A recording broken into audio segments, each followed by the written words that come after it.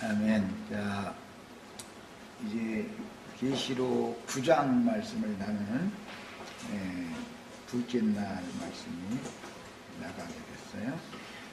지난 시간에 계시록 9장에 관한 첫 번째 시간 말씀을 이제 큰 8장에서 9장으로 연결을 하는 고리가 되는 말씀들을 나눴고, 오늘은 이제 내용으로 들어가는데 난해한 문제들이 많기 때문에 시대를 효과적으로 하기 위해서 자료를 다 해드렸어요.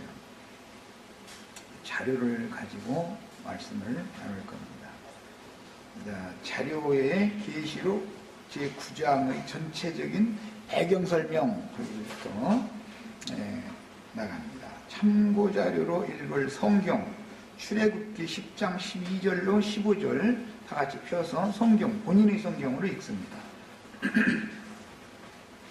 일요일날 집회는 이렇게 구체적이고 세부적으로 깊이 있는 말씀을 나눌 수가 없기 때문에 보편적인 말만 해야 되는 거고, 그건 어쩔 수가 없어요. 많은 이제 여러 부류의 사람들이 모이기 때문에 모든 사람들의 수준을 다 주중 집회하는 것 같이 이렇게 놓고 말씀을 나눌 수가 없어서 그러는 거니까. 그러다 보니까 이제 일요일 날만 참석하는 지체들은 자꾸 뒤처지는 경향이 참 많은 것을 내가 느끼고 있어요. 원래 세상에서도 마찬가지예요. 세상 교회도 썬데이 크리스찬들은 대부분 다 세상 말로 날라리 신자들이죠. 그리고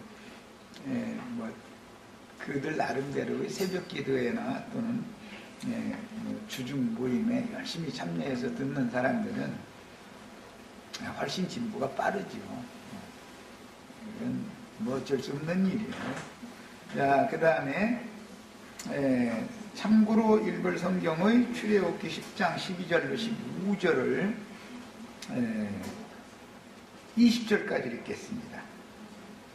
같이 읽습니다. 여호와께서 모세에게 이르시되 애굽 땅 위에 네 손을 내밀어 메뚜기를 애굽 땅에 올라오게 하여 우박에 상하지 아니한 밭의 모든 채소를 먹게 하라. 모세가 애굽 땅 위에 그 지팡이를 들매 여호와께서 동풍을 일으켜 온 낮과 온 밤에 불게 하시니 아침이 되매 동풍이 메뚜기를 불어들이니라. 메뚜기가 애굽 온 땅에 이르러 그 사방에 내림에 그 피해가 심하니 이런 메뚜기는 전에도 없었고 후에도 없을 것이라. 메뚜기가 온 땅을 덮어 땅이 어둡게 되었으며 메뚜기가 우박에 상하지 아니한 밭의 채소와 나무 열매를 다 먹었으므로 애굽 온 땅에서 나무나 밭의 채소나 푸른 것은 남지 아니하였더라. 이제 중요한 것은 계시록 9장에서는 이런 채소나 푸른 풀이나 나무를 해치지를 말고 이마에 하나님의 인을 맞지 않은 사람들만을 해하라 이렇게 했으니까, 출애굽기에 나오는 메뚜기는 하나의 세상적인 이제 표상이 되는 것이고, 계시록에 나오는 메뚜기는 사람의 영혼들을 해치는 군대 귀신들을 설명하는 것이다라는 것을 이제 해석을 해내야 되겠어요. 16절 더 나갑니다.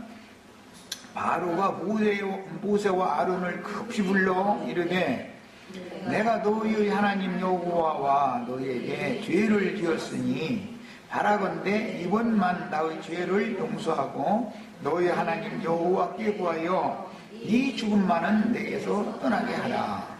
그가 바로에게서 나가서 여호와께 구하매, 이제 줄쳐놓습니다. 거기는 여호와께서 돌이켜 강렬한 서풍을 불게 하사, 메뚜기를 불어올 때는 동풍을 불게 해가지고 메뚜기를 홍해에서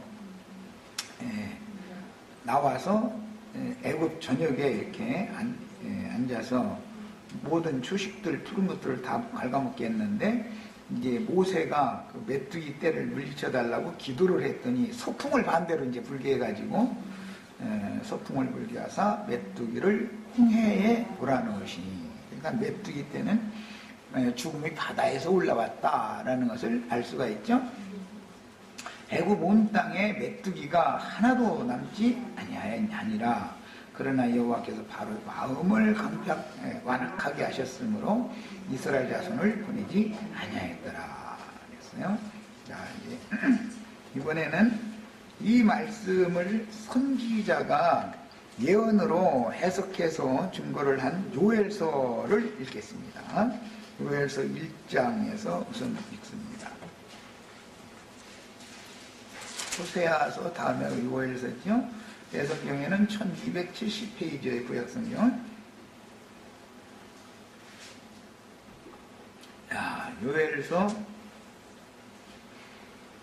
1장 2절부터 우선 4절을 읽습니다.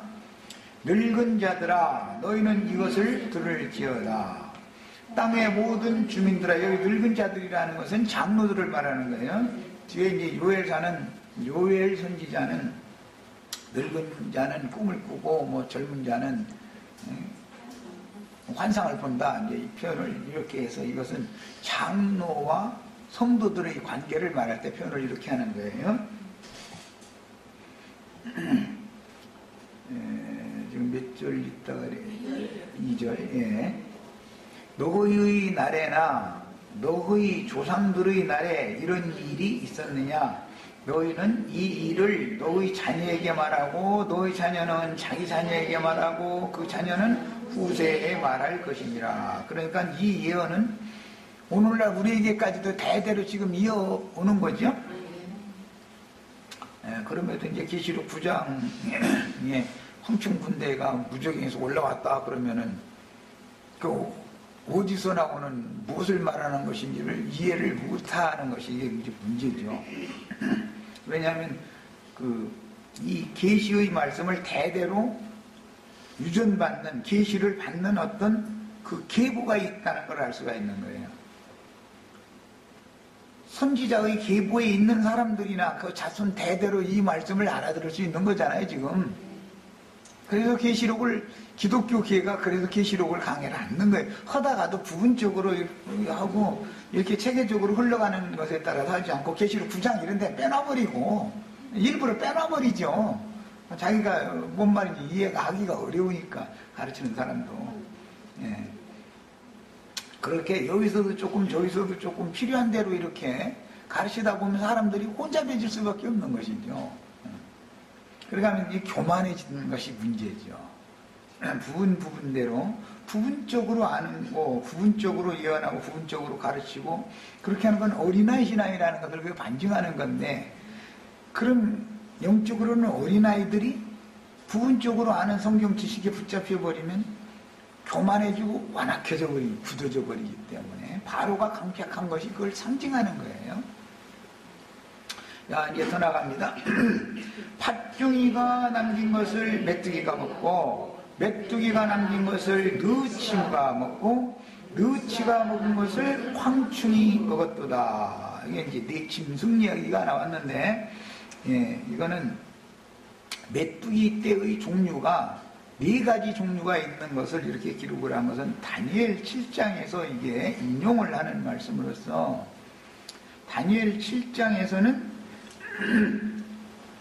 바다에서 태풍이 큰 바람이 몰려 부르니까 내 짐승이 올라왔다, 그렇게 표현을 했죠.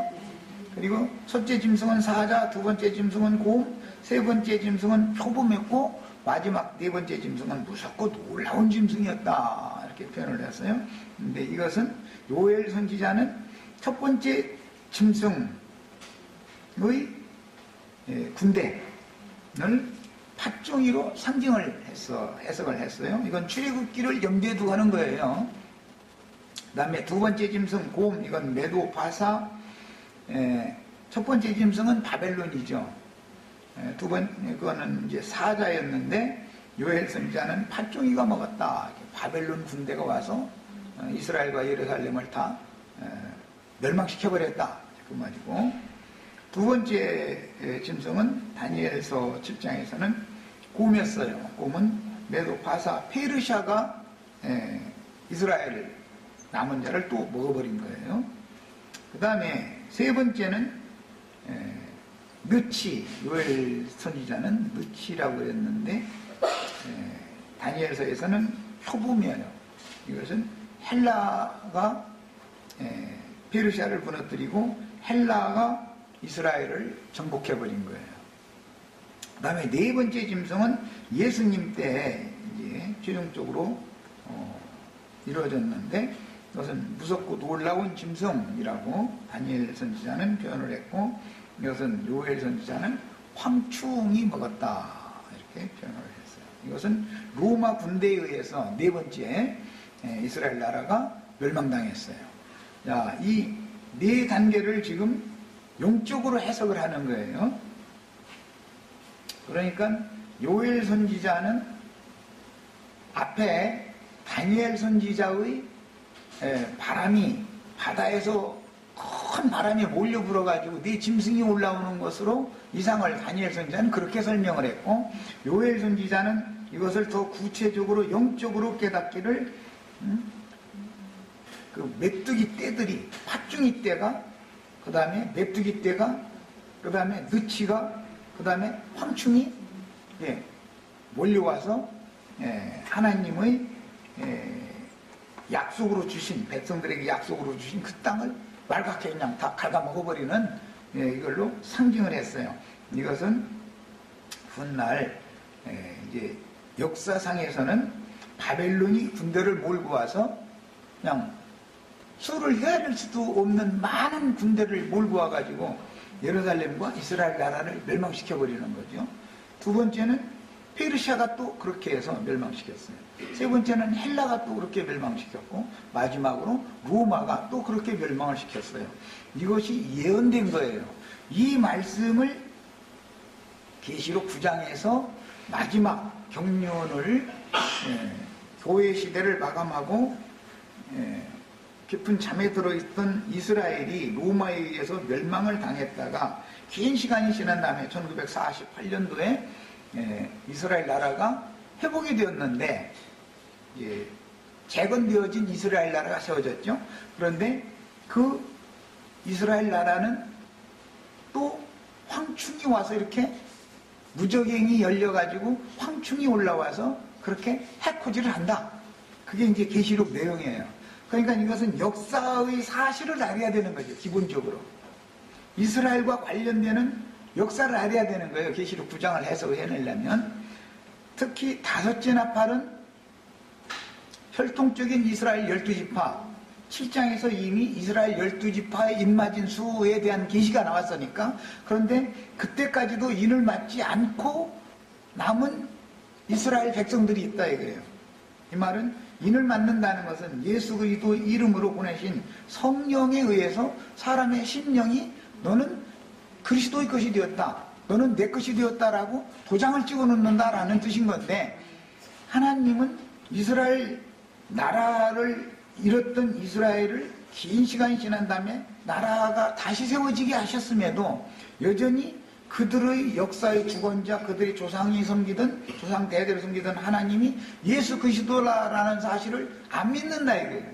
그분을 믿음으로나 그들이 섬기던 조상의 하나님의 약속이 이루어지는 것인데, 그걸 왜 안 믿느냐? 회복된 이스라엘 나라 사람들이라도 여전히 모세의 율법으로 말미암는 유대교를 지금 전체가 믿는 거죠. 지금 현재 이스라엘 나라는 전 세계에서 유일하게 유대교를 믿는 나라단 말이야.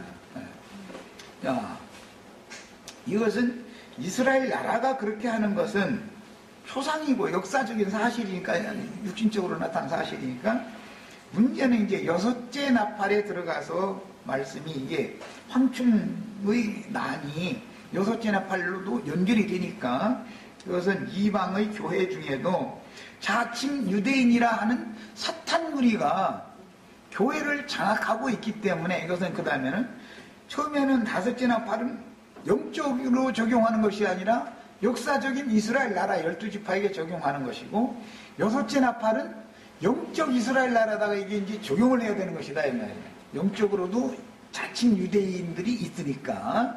이런 해석하는 방법을 오늘은 정확하게 성경의 흐름에 따라서 이제 말씀을 나누려고 그러는 거예요. 자, 그 다음에 더 읽어나갈 말씀은 2장에서 2장 1절부터 쭉 읽어나가겠습니다. 시온에서 나팔을 불며 나의 거룩한 산에서, 여기 헤라자미 1270페이지, 1270페이지, 요엘서 2장 읽는 거야. 여기 자료는 여기 한 장 있어. 이리 와, 가져가. 여기 지금 있어? 자, 시온에서 나팔을 불며 나의 거룩한 산에서 경고의 소리를 질러 이 땅 주민들로 떨게 할지니, 이 땅 주민이라는 건 팔레스타인 땅의 주민이죠. 요엘서 1장 2절에도 그게 나왔잖아요. 늙은 자들아 너희는 이것을 들어볼지어다 땅의 모든 주민들아 할 때 이것은 팔레스타인 땅을 염두에 두고 여기는 말하는 거예요. 이스라엘 하나님의 백성들을 말하는 거니까.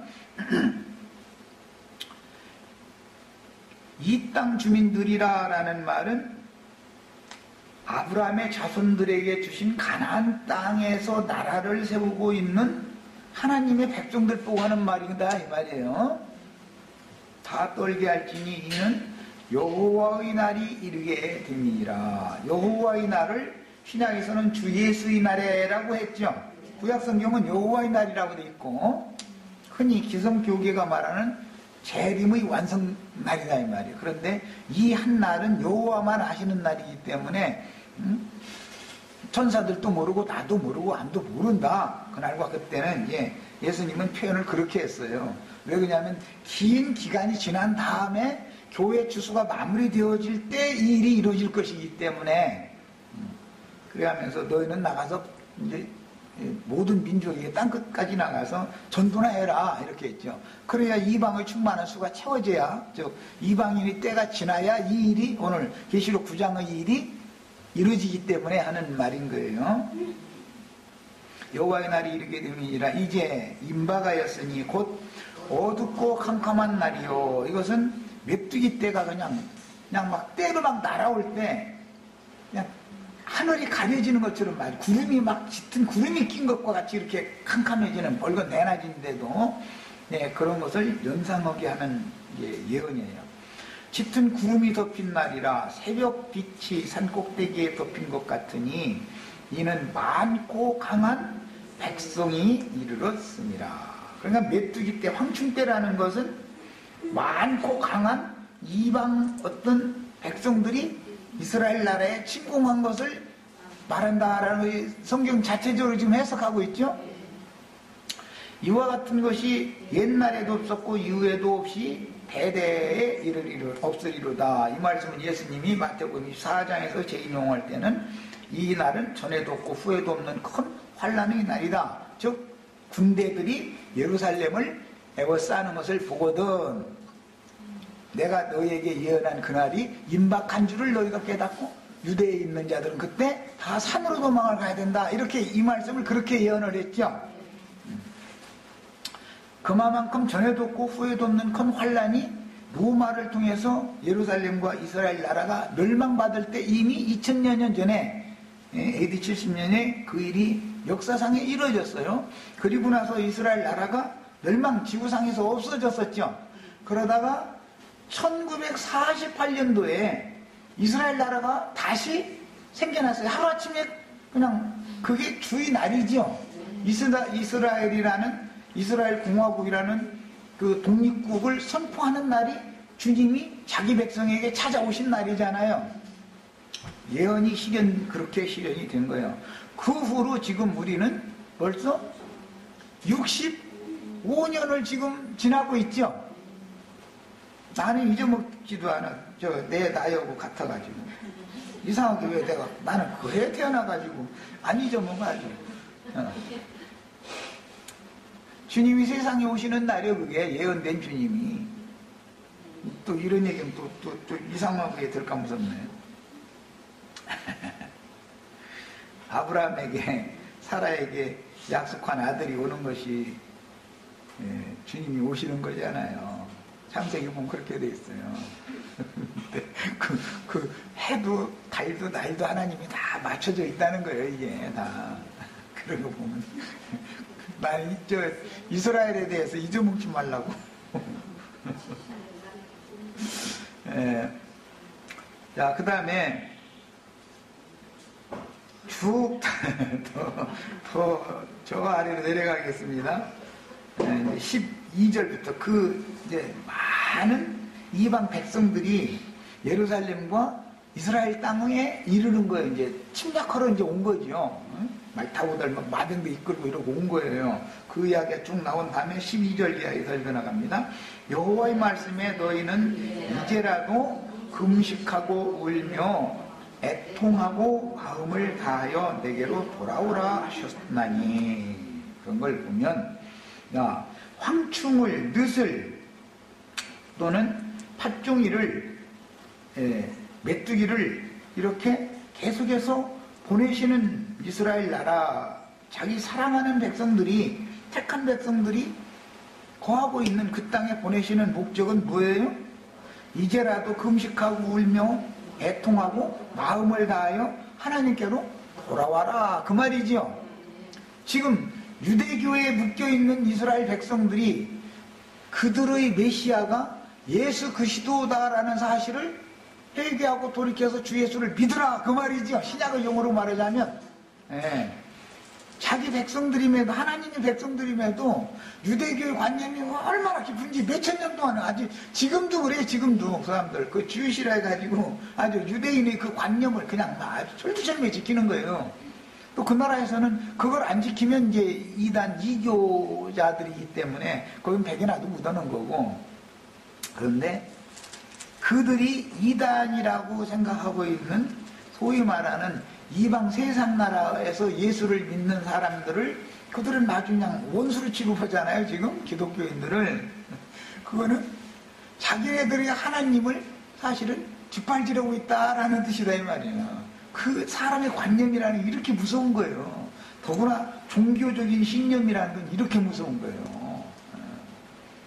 이 일이 표상적으로 혈통적인 이스라엘 12지파가 대대로 이런 것처럼 2000여 년 동안 타락한 기독교계의 자칭 유대인들의 교리에 세뇌당한 사람들의 신앙관이라고 하는 것이 똑같다, 이 말이요. 이제 그러니까 여섯째 나팔이라는 것까지 그래서 연결이 이게 되는 거예요. 그래서 예수님은, 하나님은 유대인의 하나님도 되고 이방인의 하나님도 되기 때문에 계시록 9장에 다섯째 나팔, 여섯째 나팔을 이렇게 구분을 해놨을 때는 이해가 필요한 것이죠. 그리고 계시록에서 7장에서 입맞은 이스라엘 12지파 얘기하면 시온산에서는 14만 4천과 다르다는 걸 내가 그렇게 얘기를 해도 왜 이해를 못하느냐. 기독교계는 다 그 7장 14만 4천이 14장 14만 4천이다 다 이렇게 해석을 하거든요. 그럴 리가 없지요. 하나님은 두 백성을 가지고 있어요. 레아를 통해서 낳은 백성들을 가지고 있고 라헬을 통해서 낳은 백성들을 가지고 있어요. 그래서 다른 거예요, 이게. 그런데 이걸 너무 모르고 있어요, 지금 기독교계가. 하나님의 경륜을 모르니까 이런 것을 가르치는데 사실 시간 걸릴 필요도 없어. 그냥 쭉 계시록 9장 그냥 해석해 나가보면 되는 건데, 밑도 끝도 없이 내가 지금 하고자 하는 얘기를 그냥 해석해 나가버리면은 누가 알아듣고서 오겠어요? 다 이단이라 해버리지. 그러니까 성경의 근거를 난 차근차근 댈 수밖에 없는 거예요, 이제. 시간이 걸려도.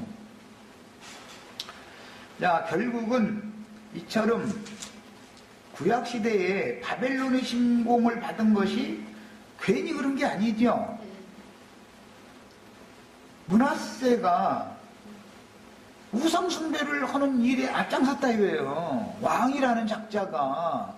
그러니까 왕의 비유를 맞추느라고 대제사장이나 선지자들이 다 가서 왕의 비유만 맞추는 거예요. 그러다 보니까는 그때 당시에 이스라엘 나라가 얼마나 타락을 했는지 산당 제사장들한테 가서 절을 하면서 산당에는 휘장 짜는 여인의 죄수다 그래가지고 그게 창녀집인 거예요. 그게. 그 사람들은 가서 재물 가지고 가서 제당에다가 형식적으로 이렇게 하고 나서는 돈 있는 사람은 저 휘장치 않은 처소에 잠깐 들렸다가 거기 그 여자는 헌금받아서 사는 거예요. 사실은 이러고 살았던 거예요. 이런 것이 하나의 상징이 돼서 계시록에서 큰 음력교회라는 말이 그래서 나오게 된 거예요. 이런 이치를 알아야 돼. 성경의 흐름을.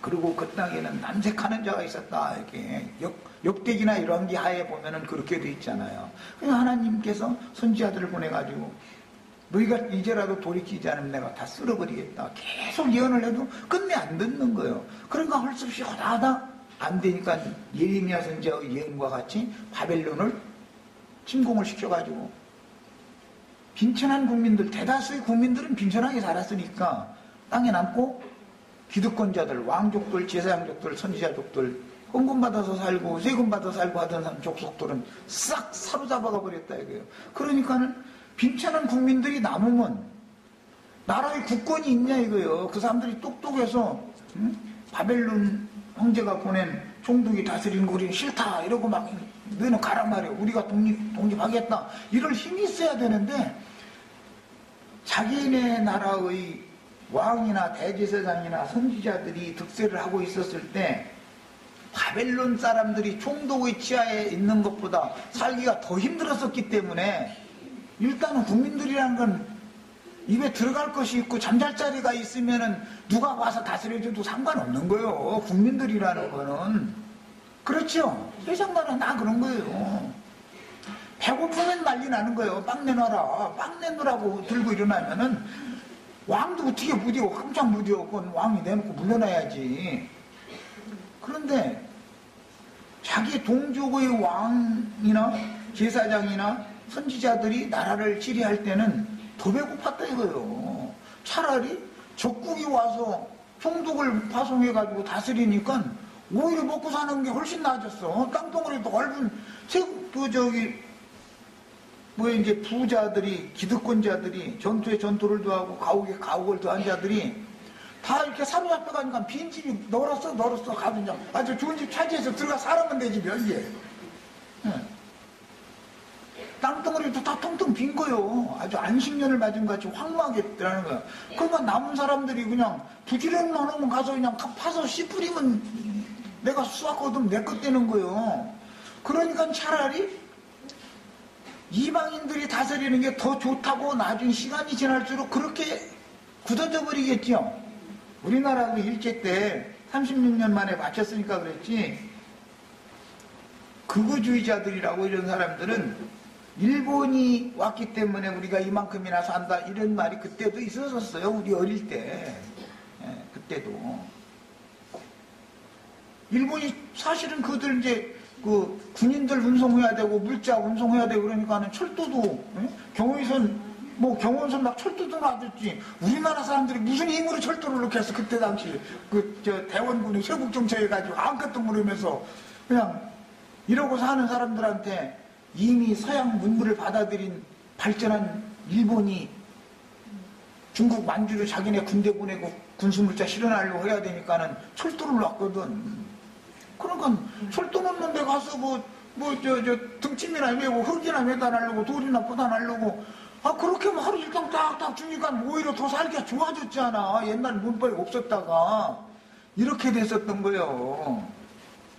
그와 이 빈천한 국민이라는 것은 기독교인들은 그래서 이 사람이 줘도 저 사람이 줘도 복만 주면 하여튼 축복만 해주면 무조건 아멘이야. 그 사람들은 나라를 회복하고 우리가 국권을 가져야 된다라고 하는 의식이 없어. 그 사람들에게는. 내가 이 얘기를 입이 달도 심지어 나한테 가르침을 받는 말씀을 가르치는 형제들인데도 내 말을 그렇게 못 알아들어. 우리끼리 모여서 우리끼리만 모자는 게 지금 내가 그 말 하는 거 아니다 말이야. 지금 이게 아니다. 내가 말하는 말을 잘 들으라 말이야. 이거는 국권을 회복하는 문제다. 하나님의 나라를 재건하는 얘기를 나는 자꾸 하는 거다. 그래가지고 그 나라의 상속자가 되어줘서 그 나라를 영원토록 상속받아서 다스리는 사람들이 되는 것을 우리는 추구를 해야 바른 신앙이지. 배만 불러면 죽고 우리끼리만 모여서 아이고 오늘도 가면 말씀이 막 쏟아져 나올 것 같고 그냥 성경도 안 읽고 가다 그냥 이제 나에겐 입만 벌리면 막 나오니까 하겠다 이런 생각 갖지 말아라 말이냐 자꾸. 그것은 등만 따시면 되고 배만 부르면 되는 것은 개돼지 인생 아니냐 말이요. 그게 한 사람이라는 것은 하나님이 보여주시는 계시를 따라서 살아야 정상적인 사람이지. 인간이 아무 계시나 이상도 없이 말이요. 그냥 우리끼리 막 그냥 끼리끼리 좋아서 이렇게 하고 우리끼리만 모이면 막 오늘도 은혜가 되고 막 이건 지금 난 그 얘기를 하는 게 아니다. 비록 우리가 지금 힘이 약해서 소수가 모일지라도 원대한 뜻을 가져라. 이것은 우주적인 하나님의 나라를 회복시키는 얘기를 나는 말하는 거다 이 말이에요. 하나님의 나라가 재건돼야 될 거 아니야. 우리 시체들은 적어도 내가 이렇게 계속해서 그냥 듣기 싫을 정도로 아주 이 정도였으면 사실은 귀가 딱지 앉을만도 해 사실은. 이것은 그래서 이 신앙이라는 것은 계시를 받아야 되는 문제인 것이지,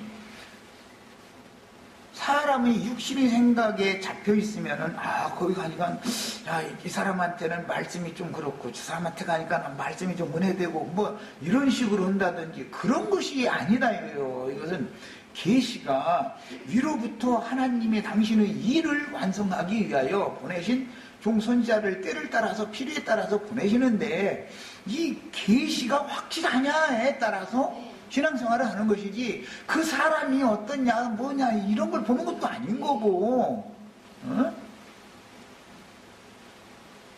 다윗이나 뭐 무슨 예수님이 뭐 인간적으로 보면 바울이나 이런 사람들이 뭐가 그렇게 인간적으로 보면 뭐가 그렇게 그냥 흠모할 만한 뭐가 있었겠어. 다 인간이면 다 거기서 거기 가지.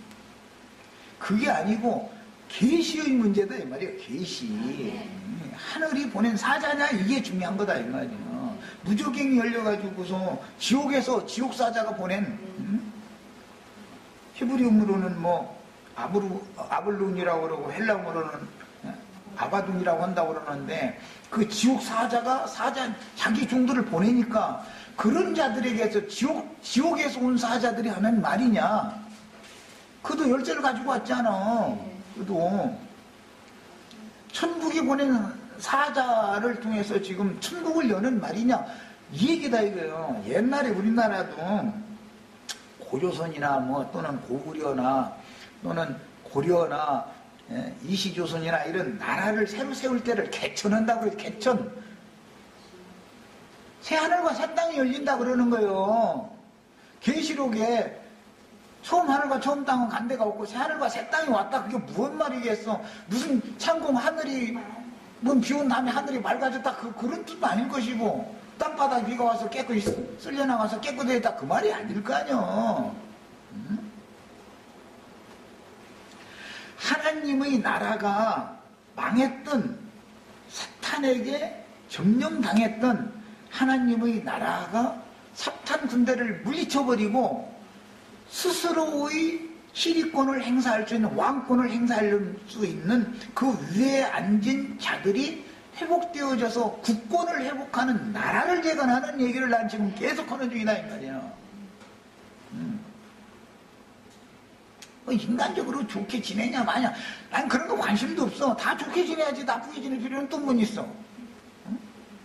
몰라고 나쁘게 지내. 다 좋게 지내세요. 그런데 그것이 문제가 아니고, 그게 문제가 아니고, 이것은 인간적인 얘기가 아니다. 이것은 같은 계시를 받아서 같은 영이어야 되고 같은 마음이 되어져야 건축이 되기 때문에, 한 영과 한 마음으로 한 하나님, 한 주, 한 영 안에서 한 믿음을 따라서 한 침례를 받아가지고 한 몸으로 건축이 되어져야만 하나님의 나라가 재건되는 문제다. 난 자꾸 이걸 얘기한다 이 말이에요 지금.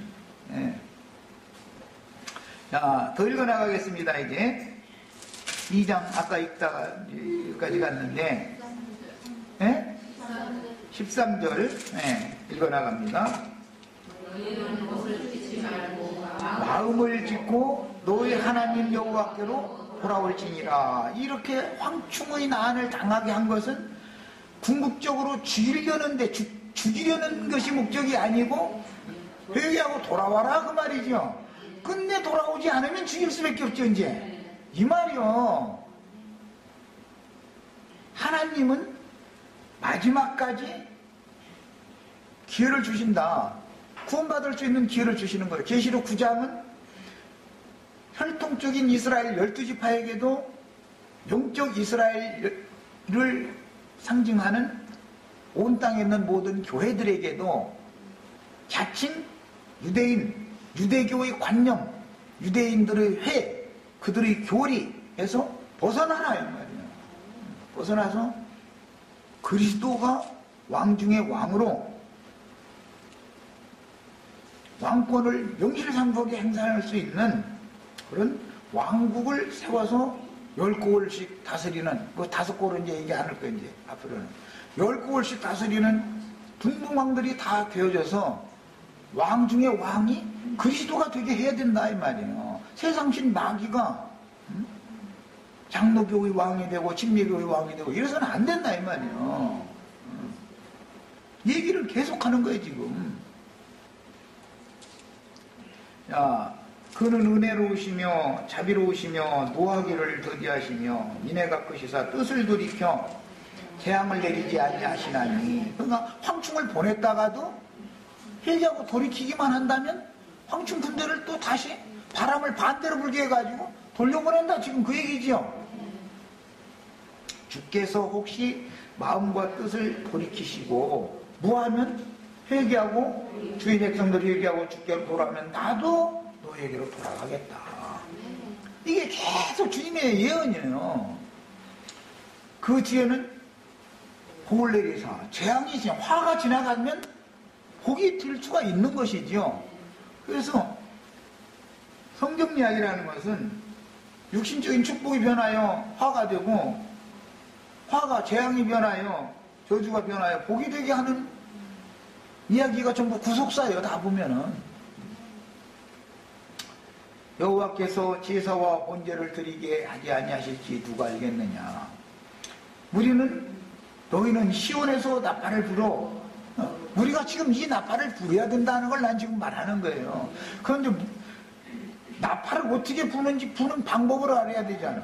그냥 아무렇게나 나팔 부는 게 아니잖아. 5째 나팔은 어떻게 불어야 되고 6째 나팔은 어떻게 불어야 되고 나팔 부는 방법을 알아야 될 거 아니야. 어느 때는 무슨 나팔을 불고 누구를 향해서는 이 나팔을 불고 누구를 향해서는 이렇게 나팔 불고 이것도 알아야 되잖아. 무대부로 그냥 나팔 부르면 어떡해. 시온에서 나팔 부르라고 나 해가지고 그냥 아무렇게나 그냥 뚜뚜 따따 한다 이거 되는 게 아니잖아. 자, 거룩한 금식일을 정하고 성회를 소집하라. 백성을 모아 그 모임을 거룩하게 하고. 이게 참 내가 이제 요거도 먹고 몰매 맞기 쉬운 말만 하는데 큰 성 바벨론에서는 나와가지고 하늘의 장작교회로 모여서 상속자들, 장자권자들을 낳는 해를 입은 여자로 상징되어지는 교회를 회복을 시켜야 되는데 그러려면 그럴 백성들이 모아져야 된다 이거예요. 힘이 생겨야 이 일이 이루어질 거 아니야. 힘이 생겨야. 우리 이거 몇 명 이거 모여가지고 이대로만 계속 우리끼리만 모여서 그냥 뭐 할렐루야 아멘하고 이러고 하자는 게 아니라 이 말이야. 그럼 무슨 놈의 힘이 있겠어 여기서. 백성을 모아 그 모임을 거룩하게 하고 장로들을 모으며 어린아이와 젖 먹는 자들을 모으며 신랑을 그 방에서 나오게 하며 신부도 그 신방에서 나오게 하고 여호와를 섬기는 제사장들은 낭실과 제단 사이에서 울며 이르기를 여호와여 주의 백성을 불쌍히 여기소서 주의 기업을 욕되게 하여 나라들로 그랬는데 이것은 이방의 열국들 만국들로 말이야. 그들을 관할하지 못하게 하옵소서. 여기 관할한다라는 것이 주권을 행사한다 이거예요. 그들이 와서 뭔 말인지 아셨죠? 이것을 신약의 용어는 바실레이아라고 그러는데 왕권, 왕국이니까 나라면 국권이 있어야 되잖아요. 대한민국이 어제 지금 우리가 대한민국의 자주국이기 때문에 우리의 손으로 대통령을 뽑아서 새 정부를 구성하게 하고 잔치 어제 했죠. 이것은 우리가 국권을 가지고 있기 때문에 이게 가능한 거예요. 만약에 우리가 국권이 없다면 일본 천황이 파송한 예를 들어서 총독이 이등박문이라는 놈이 말이 지멋대로 다 다스려 먹어.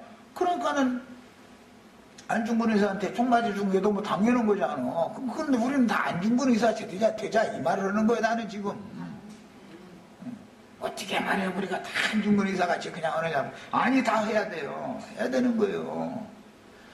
담대해야 돼. 그야말로. 철천지 왼수로 죽여버려야 우리나라가 독립을 하든지 뭐가 어떻게 되든지 할 거 아니야. 그 다음에 어찌하여 이방인으로 그들의 하나님이 어디 있느냐 말하게 하겠나이까. 예, 하나님의 백성임에도 불구하고 이방인들이 멸시한다 이 말이잖아요. 18절 그때 여호와께서 자기 백성의 땅을 극진히 사랑하시어 그의 백성을 불쌍히 여기실 것이라. 여호와께서 그들에게 응답하여 이르시기를 내가 너희에게 곡식과 세포도주와 기름을 주리니 너희가 이로 말미암아 흡족하리라. 내가 다시는 너희가 나라들 가운데에서 욕을 당하지 않게 할 것이며 내가 북쪽 군대를 너희에게서 멀리 떠나게 하여. 그때 당시는 북쪽 군대라고 하는 것은 아시리아나 또는 이제 바벨론이나 이제 이런 군대들, 동쪽 군대는 이제 바벨론 군대고 북쪽 군대는 아시리아 군대인데 상징이에요. 우리나라로 말하자면 로스케 놈들이나 중공군들이 우리나라를 먹어버리면 안 되는 거다 이거예요. 우리는 어떻게 해서든지 남한과 북한이 다 어떻게든지 해서 손을 잡고 힘을 합쳐가지고, 실제 원수는 밖에 있는 놈들이지 동족끼리 막 물도 먹고 이래가지고 같이 나가는 거지. 그거 어떻게 하자는 거예요. 또 이런 얘기만 하면 요새는 하도 빨갱이 달인했으니까 또 빨갱이로 물을 감던데, 거기는 어제 들어보니까 표창원 교수인가 그분도 빨갱이로 물려가지고 아주 고놈을 치렀다. 하여튼 저희 하는데 그냥 무조건 예스 안 해주면 빨갱이요 그냥 아예. 이런 식이 돼가지고 되겠냐 이 말이야. 뭐를 냉철하게 분별하고 큰 안목을 가지고 판단하고 이래야 되는 것이지. 저희 기득권 유지하겠다 해가지고 국민들 그냥 이쪽으로 저쪽으로 편갈려 놓고 이러고 싸움이나 계속 하면은 무슨 놈 발전을 하겠어. 나는 제발 이번에는 모든 국민들이 박 대통령한테 표를 안 준 분들이라 할지라도 제발 이제는 이렇게 결정이 다 된 거니까 법으로 다 한마음으로 협력해서 나라를 위해서 같이 협력해야 되는 거예요. 그래야지 그냥 서로가 원수 삼아가지고 그냥 경상도냐 전라도냐 강원도냐 경기도냐 이러고 충청도냐 이러고 싸우고 앉았으면 뭐가 되겠어 나라가. 그렇게 이상이 없어가지고서야 어떻게 발전을 하겠어 나라가. 도대체 사람들이 넓은 마음을 가져야지. 조금 더 읽어나가겠습니다. 읽고 마치겠습니다. 20절 내가 북쪽 군대를 너에게 멀리 떠나게 하여 메마르고 적막한 땅으로 쫓아내리니 그 앞의 군대는 동해로 그 뒤의 군대는 서해로 들어갈 것이라.